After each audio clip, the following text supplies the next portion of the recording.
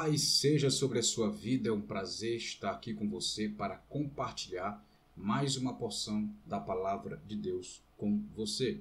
Antes de nós falarmos da nossa temática, que é até um assunto escatológico, não esqueça de se inscrever em nosso canal, caso você não seja inscrito. Se você for inscrito, compartilhe com mais pessoas esse conteúdo. Nos ajude a alcançar mais vidas, mais corações com a palavra de Deus. E ative o sininho para quando nós lançarmos novos vídeos, novos conteúdos, você ser notificado e imediatamente ter acesso ao que nós estamos colocando aqui em nosso canal. No demais, sou o pastor Osés e quero falar um pouco sobre escatologia. Existem muitas interpretações, muitos conceitos acerca da igreja na era escatológica. Alguns acreditam que nós já estamos vivendo muitas profecias do Apocalipse. Outros creem que, junto com esses, que já estamos vivendo a abertura dos selos do Apocalipse. E outros creem que nós estamos já prestes a participarmos da segunda vinda de Cristo e que não existe arrebatamento, que não podemos dividir em duas partes, arrebatamento e segunda vinda. Enfim, existem vários conceitos, várias colocações teológicas acerca deste assunto. E aí vai ter os rótulos teológicos, aqueles que são pré-tribulacionistas, aqueles que são tribulacionistas e aqueles que são pós-tribulacionistas e outras ramificações ou vertentes teológicas também acerca desse assunto. Mas essas três são as mais conhecidas. Bom, de acordo com a teologia, eu sou rotulado como pré-tribulacionista. Não tenho problema com isso. Eu apenas creio na palavra de Deus, eu apenas creio no que ela diz, no que ela ensina. E com certeza, assim como toda doutrina que a Bíblia fala, a escatologia, a doutrina dos últimos tempos, o fim dos tempos, o fim do tempo Cronos, é também uma doutrina muito importante e clara. Existe muita complicação quando se trata de falar, de ler, estudar ou falar sobre o livro do Apocalipse.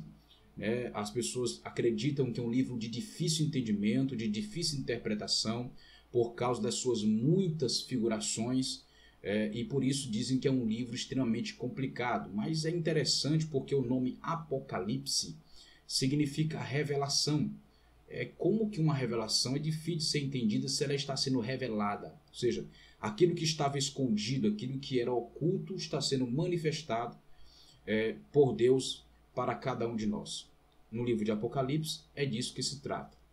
Mas a questão hoje é, por que eu, pastor Osés, como muitos, não somente eu comungo dessa ideia, por que eu não creio que a igreja passará ou vivenciará a grande tribulação? Por que eu não creio nisso? Por causa de alguns textos que me fazem crer que não, a igreja não passará pela grande tribulação. Haverá uma igreja na grande tribulação? Sim, haverá. Apocalipse fala sobre essa igreja que estará aqui na grande tribulação. Haverá salvação, haverá conversão na grande tribulação? Sim, haverá. A Bíblia fala também no livro de Apocalipse, como em outros livros, sobre a salvação, a conversão de algumas pessoas na grande tribulação. Antes de nós entrarmos nessa questão do porquê que eu não creio que a igreja passará pela grande tribulação, vamos pontuar aqui o que é a grande tribulação. A grande tribulação ela vai iniciar com o advento do governo do anticristo. Será um personagem, um homem, que terá autoridade política e religiosa como nunca houve sobre a face da terra. Um homem de extrema inteligência e ele vai dominar o mundo, de certa forma, ele vai influenciar todas as nações, trazendo para ela algumas soluções, pregando a paz, intitulando-se como Messias e sendo confirmado pelos judeus, que eles aguardam de fato o Messias vir, não creem que Jesus Cristo foi o Messias, não creem que ele foi o Filho de Deus ou que ele é o Filho de Deus, eles não creem nisso e até hoje aguardam a vinda do Messias. E o anticristo virá para suprir essa necessidade que os judeus têm.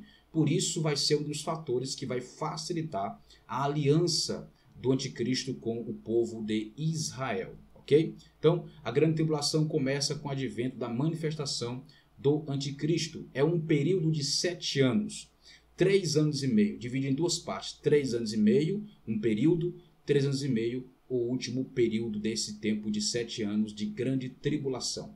A grande tribulação na íntegra, na sua espinha dorsal, a grande tribulação de fato, ela só vai realmente acontecer a partir dos 3 anos e meio últimos. Ou seja, haverá 3 anos e meio de uma falsa paz, de uma falsa comodidade, uma ilusão que vai acontecer sobre a terra. Por isso que alguns textos falam assim: quando disserem há paz na terra, virá repentina destruição.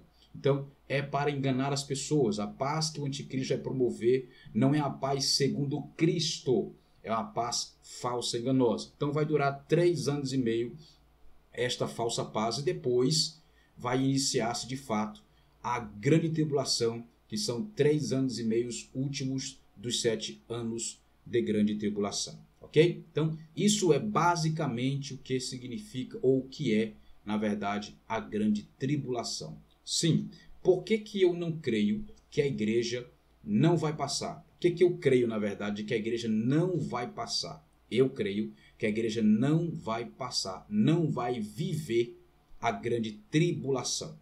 Um texto no Antigo Testamento, alguns chamam de Apocalipse do Antigo Testamento, que é justamente o livro do profeta Daniel. Daniel capítulo 9, versículo de número 24. Essa é uma matemática bíblica muito importante para nós entendermos todo o processo do arrebatamento, da grande tribulação, da segunda vinda de Jesus. Ou seja, não vai ser uma segunda vinda dividida em duas partes, será uma única segunda vinda. O arrebatamento é algo que não tem nada a ver com a segunda vinda de Jesus, ok? Ele não vai vir 2 vezes na sua segunda vinda. Não, segunda vinda é uma segunda vinda, não tem terceira vinda, ok? Então, não é dividido em 2 partes, tire da sua cabeça, não são 2 episódios, não. Arrebatamento é uma coisa, segunda vinda é outra coisa. Para nós entendermos o livro de Apocalipse, nós temos que entender algumas leis importantíssimas. A principal dela é as dimensões da eternidade, porque quando o apóstolo João começa a escrever o livro de Apocalipse, ele está na eternidade, ele não está no Cronos, que tem o tempo dos homens, e a eternidade, o Cronos e o Kairos.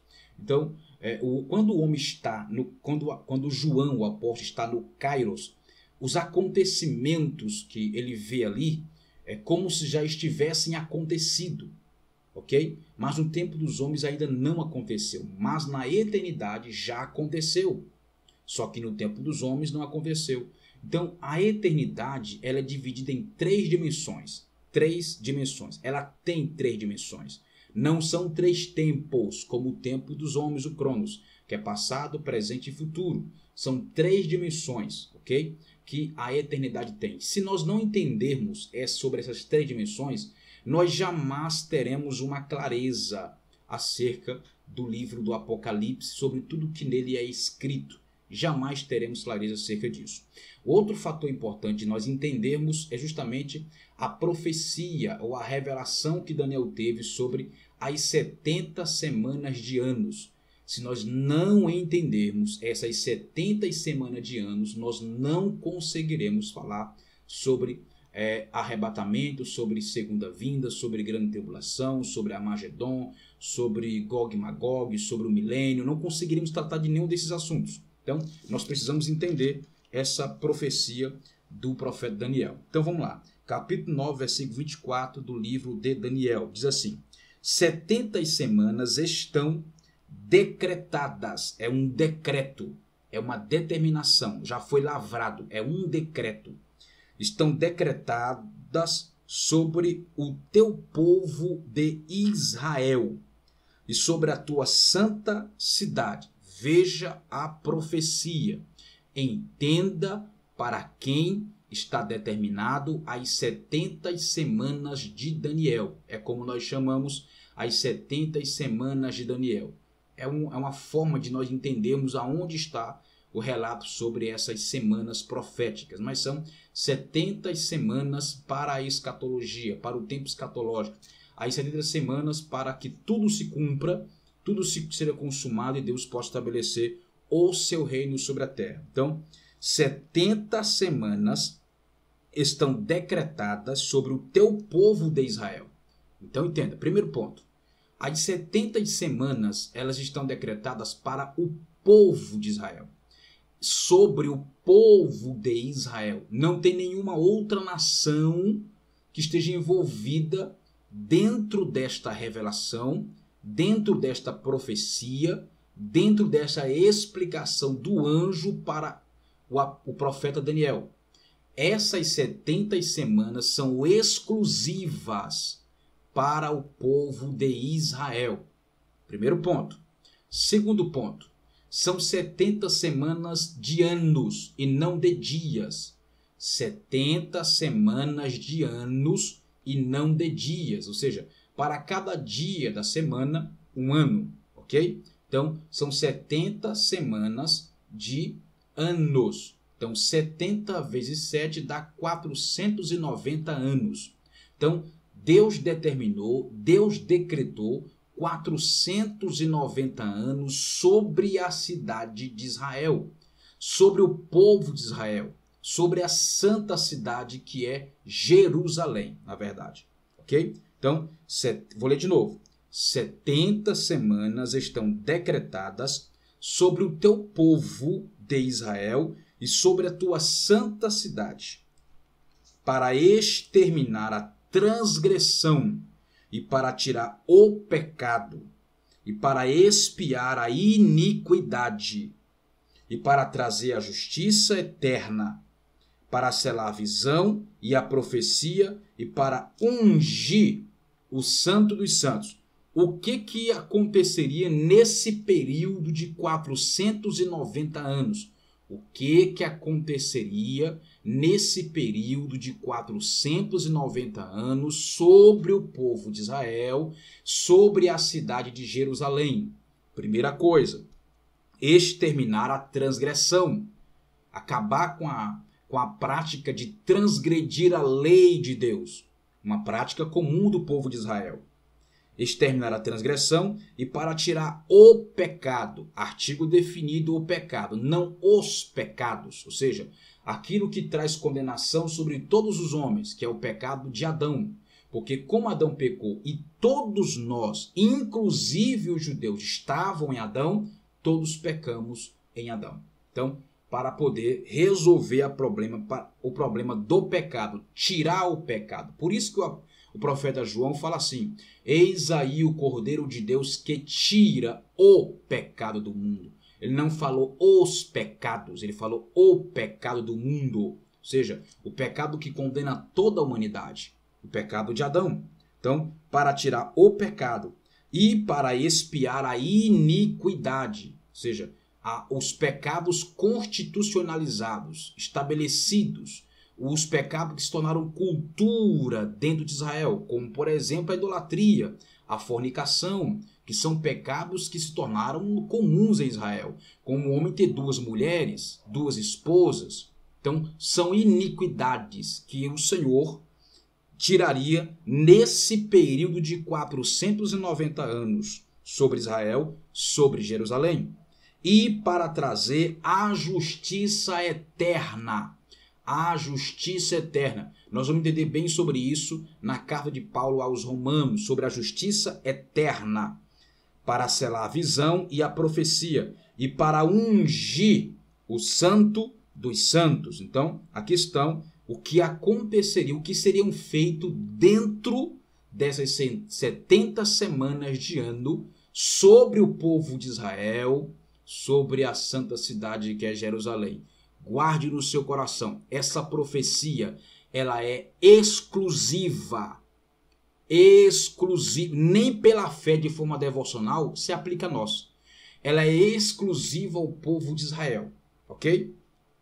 Sabe, pois, e toma, versículo de número 25, em conta que desde que sai a ordem para restaurar e reedificar Jerusalém, o que aconteceu com Neemias, até a vinda do Messias, veja só, o príncipe, haverá subsequentemente 7 semanas e 62 semanas, ou seja, 69 semanas de anos, nas quais as ruas e as tranqueiras serão reconstruídas, mas serão tempos difíceis. Veja a fala do anjo para Daniel, explicando-lhe a visão.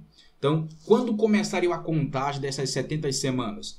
Quando saísse a ordem para restaurar, como diz o texto, para restaurar e reedificar Jerusalém. Eles estavam no cativeiro babilônico. Então, quando recebesse a carta, quando Neemias recebesse a carta, a ordem para restaurar Jerusalém, começasse então a contagem das 70 semanas, ok?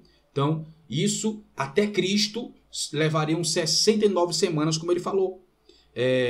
Até a vinda do Messias, o príncipe, haverá subsequentemente 7 semanas e 62 semanas. 7 semanas, 7 mais 62 dá 69, faltando apenas uma semana. E para 7 semanas e 62 semanas, nas quais as ruas e as tranqueiras serão reconstruídas, mas serão tempos difíceis. Então, havia 490 anos para que tudo se cumprisse, mas 483 anos para que todo Israel fosse restaurado. Versículo 26. E depois das 62 semanas, será tirado o Messias, e não será mais, porque morreria. E o povo de um príncipe que virá destruirá a cidade e o santuário, e até ao fim haverá guerra, segundo os decretos de assolações. Agora entenda uma coisa. O relógio começou a contar a partir de quando Neemias recebe a carta, a ordem para restaurar Jerusalém. Começou a contar.